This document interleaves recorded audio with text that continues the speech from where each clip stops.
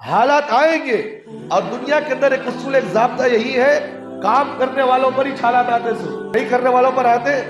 کوئی بیکار بیٹھا ہے اس پر کوئی حالات نہیں آتے. جو بندہ صحیح کام کرتا ہو، صحیح رہبری کرتا ہو، صحیح طریقہ اختیار کرتا ہو، اسی پر لوگ حالات آتے. اسے چور بھی کہیں گے، اسے غلط بھی کہیں گے، لوگ اسے منافق بھی کہیں گے، لوگ اسے ڈرائیں گے بھی، ہر چیز کہیں گے. بولتے نہیں بولتے؟ کیوں؟ اس لیے کہ اس نے غلط چیز پر لوگوں کو ٹوکا، اس نے غلطی پر لوگوں کو آگاہ کیا.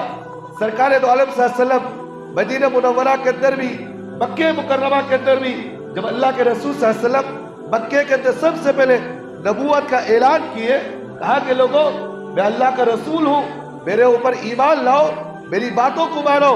جب تک اللہ کے رسول نبوت کا اعلان نہیں کیے اس وقت تک لوگ اللہ کے رسول کو امین کہتے کہ تم امانت دار ہو، نیک انسان ہو، اچھے ہو. لیکن جب اللہ کے رسول نبوت کا اعلان کیے، جب ان کی برائیوں کو برا کہا، جب ان کی غلطیوں کو غلط کہا، جب ان کے غلط حرکتوں پر سرکار دو عالم صلی اللہ علیہ وسلم نے آواز اٹھائے، تو اس وقت لوگوں نے کیا کہا؟ محمد جادو کرنے والے ہیں. اس طرح کے القاب سے اللہ کے رسول کو کہا گیا.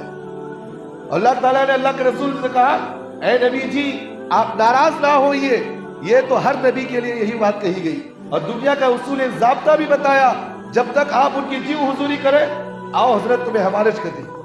جب وہ حضرت کی حقیقت لوگوں کے سامنے آ جاتی ہے تو کہتے ہیں کہ انہیں ہمارے سے دور. کیوں؟ اس لیے کہ ہماری برائیاں لوگوں کے سامنے ڈال رہے ہیں.